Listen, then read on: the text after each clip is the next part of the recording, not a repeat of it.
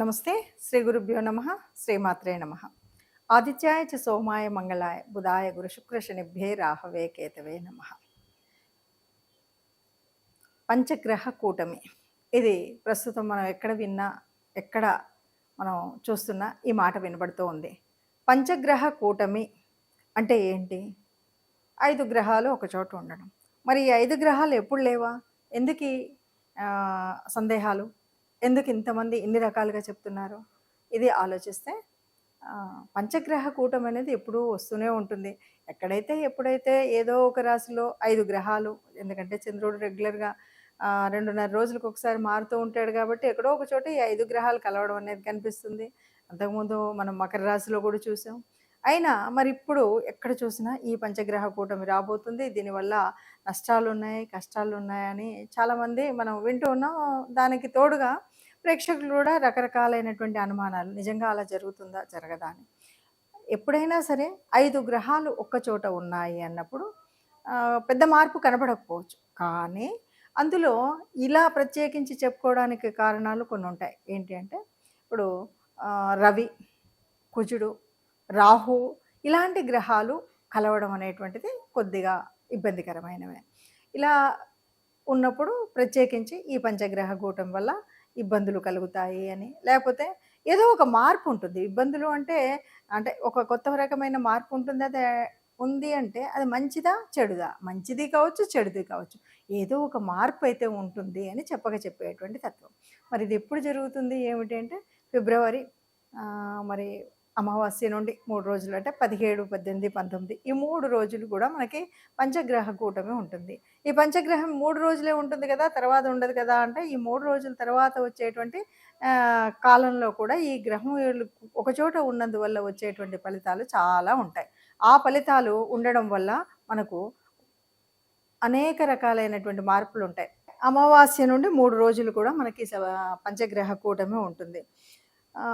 ఈ పంచగ్రహ కూటమి ఒక్కొక్కసారి మనకు కొన్ని రకాలైనవి ఏంటి అంటే ఇందులో ముఖ్యంగా రవి, శనులు వీళ్ళిద్దరు కూడా సమసప్తకాల్లో ఉండడం అనేటువంటిది ఇదొక కొంత మార్పు.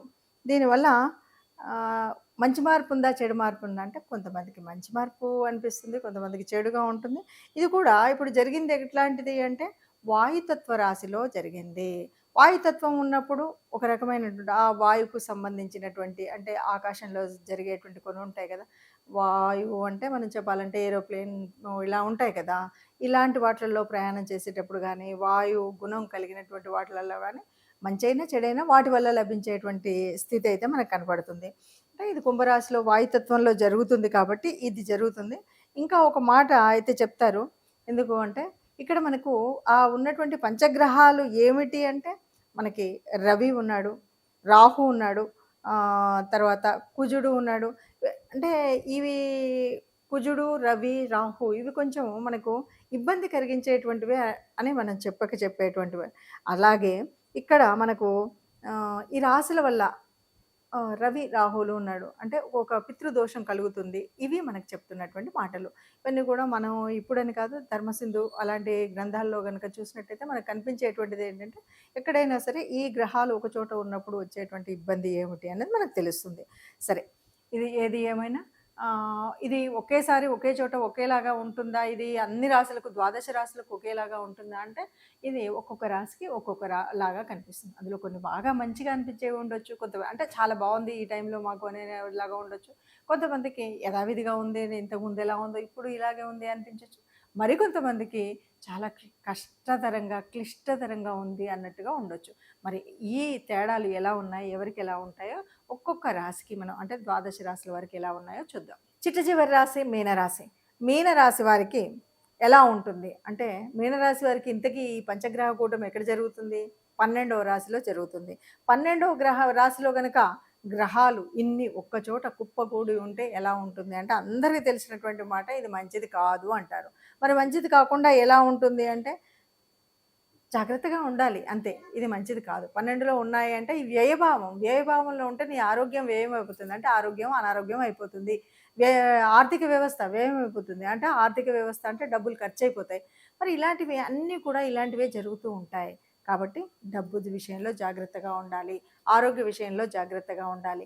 ఇంతేకాదు సంబంధ బాంధవ్యాలు ఇవి కూడా వ్యయమయ్యేటువంటి స్థితి ఉంటుంది. అంటే ఎవరితో మాట్లాడినా ఎవరైనా సరే మన వాళ్ళు అవ్వనివ్వండి, పరాయి వాళ్ళు అవ్వనివ్వండి, ఇరుగు పొరుగు అవ్వనివ్వండి, ఎవరితో మాట్లాడినా సమాజంలో మనం మాట్లాడుతున్నప్పుడు జాగ్రత్తగా ఉండాలి. సరిగ్గా మాట్లాడాలి, ప్రేమగా మాట్లాడాలి. ఇవన్నీ కూడా ఆచితూచి తప్పనిసరిగా మనం అడుగడుగు వేస్తున్నప్పుడు ఎంతగా చేస్తామో అలాగే ప్రతి ఒక్కరితో మాట్లాడినప్పుడు జాగ్రత్తగా మాట్లాడడం, ప్రతి పైసా ఖర్చు పెడుతున్నప్పుడు జాగ్రత్తగా ఖర్చు పెట్టడం, అలాగే ఆరోగ్యరీత్యా కూడా ఏదో మనం ఏం పర్వాలేదులే అని ఎక్కడికి వెళ్తే అక్కడ ఏది పడితే అది తినడం, ఎప్పుడు పడితే అప్పుడు తినడం, రాత్రుళ్ళు నిద్రపోకడం ఇలాంటివి కొన్నిసార్లు అవుతూ ఉంటాయి. అలాంటివి కాకుండా ఉన్నట్టయితే పెద్ద కష్టం అనిపించకుండా ఈ 3 నెలల కాలం గడిచిపోతుంది అని చెప్పొచ్చు. అయినా సరే పైన పరమాత్ముడు ఉన్నాడు కాబట్టి, ఆ పరమాత్ముడి దీవెనలు కావాలి కాబట్టి ఇష్టదేవత ఆరాధన అన్నది మర్చిపోకుండా చేయండి. ఎంతో కొంత వీలైనంత దానం చేయడం కూడా మర్చిపోకండి. కష్టం ఈ కష్టమని తెలియకుండా కడతేరడం అనేటువంటిది కనిపిస్తుంది. మరి ఇలా ఉన్నప్పుడు ఏదైనా కష్టం అనిపిస్తుందా? నష్టం అనిపిస్తుందా? అంటే సహజంగానే మనకు జన్మ జాతకంలో ఉన్నటువంటి గ్రహాల తీరు వేరున్నప్పుడు, ఒకే చోట ఇలాగా కూటమిగా ఇన్ని గ్రహాలు ఉన్నప్పుడు ఉండేటువంటి తేడా ప్రతి చోట ఉంటుంది. అది జన్మలో ఉందా? సప్తమంలో ఉందా? అష్టమంలో ఉందా? షష్టమంలో ఉన్నదాన్ని బట్టి కొన్ని కొన్ని మార్పులుండొచ్చు. ఇవి ఇలా ఇప్పుడున్నటువంటి గోచార రీత్యా ఇలా కనబడుతున్నప్పటికీ, మన జన్మ గోచారంలో జన్మ జాతకంలో చక్కగా ఉన్నట్టయితే ఈ ఇబ్బంది ఏమీ కనిపించకపోవచ్చు. ఏది ఏమైనా మనం ఎందుకు చెప్పుకోవడం అంటే ముందు జాగ్రత్త కోసం చెప్పుకోవడం. అంటే ఈ సమయాల్లో ప్రయాణాలు చేయకుండా ఉండడం కోసం కానీ, లేదా పరిస్థితి ఇలా ఉంది కాబట్టి అనుకోకుండా వచ్చేటువంటి కష్టాలను తట్టుకోవడం కోసం, ఆర్థికంగా కానీ, ఆరోగ్యరీత్యా కానీ వచ్చేటువంటి నష్టాలు అవి రాకుండా ఉండడం కోసం చేసేటువంటి ఫలితాన్ని మనం పొందేటువంటి ఫలితం కోసం చేసేటువంటి ప్రయత్నమే ముందుగా చెప్పుకోవడం.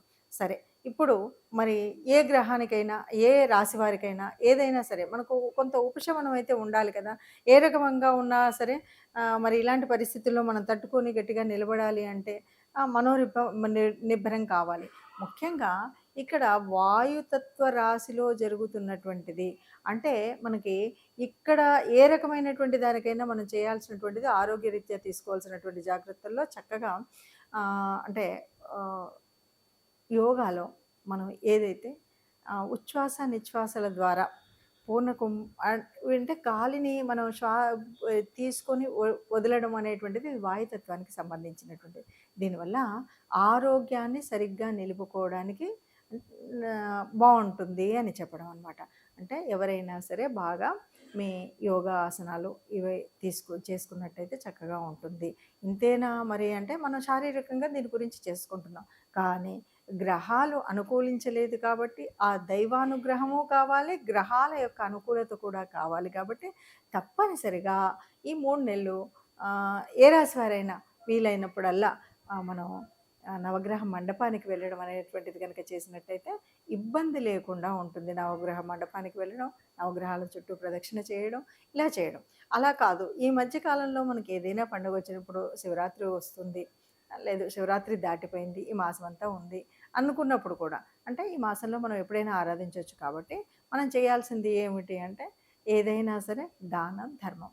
ఈ దాన ధర్మాలు చేయడం, గోశాలకు వెళ్ళడం ఇలాంటివి చేసినట్టయితే మనకు అనుకున్నటువంటి అంటే తప్పనిసరిగా ఈ పంచగ్రహ కూటమి ఇలా ఉంది కాబట్టి నాకు సప్తమంలో ఉంది, నాకు అష్టమంలో ఉంది, దీనివల్ల ఈ నష్టం వస్తుంది, కష్టం వస్తుంది అనుకున్న వాళ్ళందరికీ కూడా ఏ ఇబ్బంది రాకుండా పెద్దగా లాభాలు లేకపోయినా ఇబ్బందిగా ఉన్నది అనేటువంటి రాసుల వారికి ఇబ్బంది లేకుండా ఉండడానికి తప్పనిసరిగా గోశాలకు వెళ్ళి గోగ్రాసం సమర్పించడం, మీ ఇష్టదేవత ఆరాధన చేయడం అనేటువంటిది కనుక చేసినట్టయితే ఏ కష్టం లేకుండా అందరం కూడా ఈ పంచగ్రహ కూటమిలో కూడా సుఖంగా, సంతోషంగా, ఆనందంగా, ఆరోగ్యంగా ఉంటారు.